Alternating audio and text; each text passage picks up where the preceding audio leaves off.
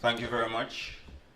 Of course, permit me to recognize the Honorable Chief Secretary of the Tobago House of Assembly, Mr. Kelvin Charles, Minister of National Security, Honorable Stuart Young, Minister of Youth Affairs and Sport and Member of Parliament for Tobago West, Honorable Shamfa Kodjo, Parliamentary Secretary in the Ministry of National Security, Mrs. Glenda Jennings-Smith, Coordinator of NCPP, Major General Retired Rodney Smart, members of the Tobago House of Assembly, of course, secretaries and assistant secretaries, members of the Protective Services, members of the Tobago Community Crime Prevention Council, of course, other members of the Tobago House of Assembly. I'm seeing among us administrators, members and representatives of various community-based organizations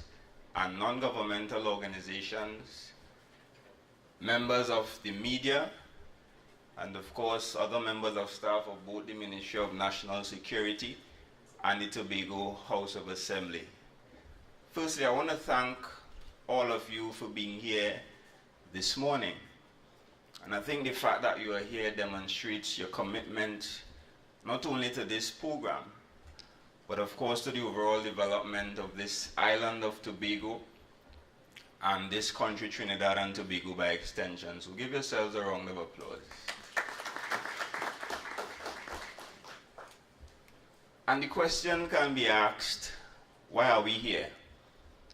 And of course we are here to launch, and it's the Tobago aspect of this launch, the National Crime Prevention Program. But I also want to suggest to us that this morning is about two things: reflection and introspection.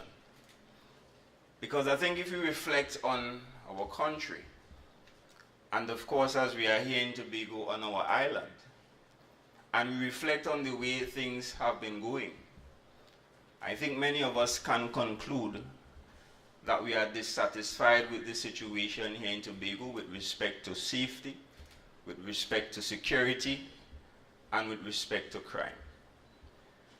And also I think if you were to introspect and really check ourselves deeply, as leaders here in Tobago, whether in the Tobago House of Assembly, in the government, whether in the private sector, or whether within the community and the various non-governmental organizations, if we were to do the introspection, I am sure we will not be satisfied with our level of commitment and our level of leadership here on this island, Tobago.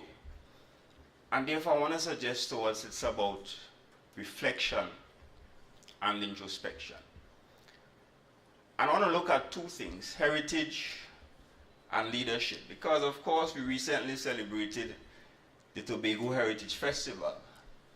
And I'm sure many of us would have attended, and we witnessed the various traditions and the manner in which our foreparents lived their lives. Many aspects of that, from the old-time wedding to the wake and bongo to how to keep your man, etc., etc. But I want to suggest that there are certain attributes in terms of the way they lived, their commitment, their resilience, their willingness to work hard, their willingness to put in a fair day's work for a fair day's pay, their discipline, the fact that children back then had to say good morning to every single person that they met in the road. And I'm saying if we reflect on that aspect of our heritage, then we'll recognize that there might be some need to bring back the old-time days. But of course, we cannot bring back the old-time days. And therefore, it's an opportunity for us to look at those attributes and see how best we can rekindle those attributes, particularly among our young people and even our adults here in Tobago. Because of course, if we must truly change this whole issue of crime, and if we must truly change our fortunes as an island and as a country, then it's important for us to rekindle those good and decent qualities that our foreparents demonstrated. In terms of leadership, We often look at the news and we often see the then Minister of National Security and of course the present Minister of National Security, and in the Tobago context the Chief Secretary, always being asked the question, what is the crime plan? What are you doing about crime? But I want to reverse the question this morning and ask all of us, what are you doing about crime? And actually I want you to turn to the person next to you and ask them, what are you doing about crime? Because you see, the responsibility is that of us all. Because oftentimes we engage in activities, we may not face the hangman's noose for it, we may not end up in prison for 6 months, but those activities are illegal nonetheless. Coming to work late, breaking the traffic light, littering when no one is looking, failing to plan effectively even within our respective community-based organizations. And I'm saying we must reflect on that, do the necessary introspection, and of course, change.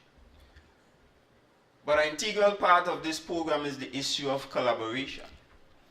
And hence the reason most of you, or all of you, are here, representing the various village councils, other community-based organizations, the tourism agency here in Tobago, the Chamber of Commerce, and of course representing the state from the very top, the Minister of National Security is here.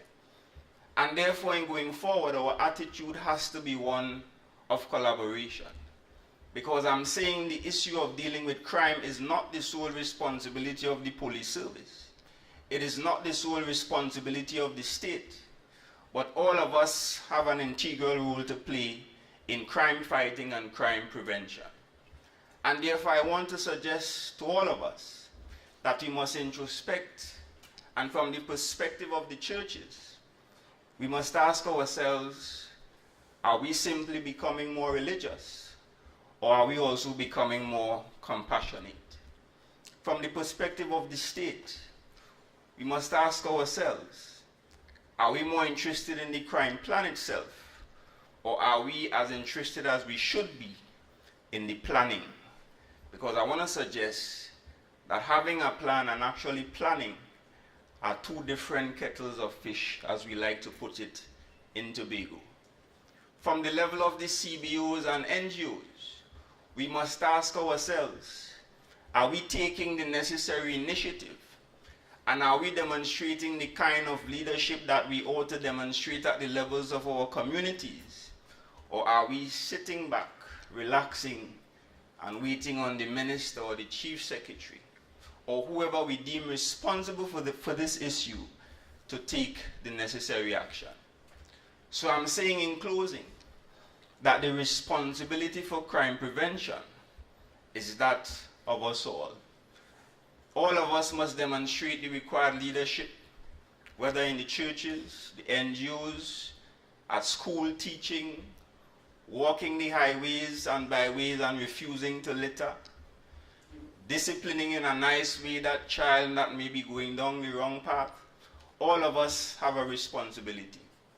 And therefore I want to give us the assurance that once we would have done the necessary introspection, and once we would have reflected and made the necessary changes to our posture and attitude, in the not too distant future, we will all be able to say, great is Trinidad and Tobago.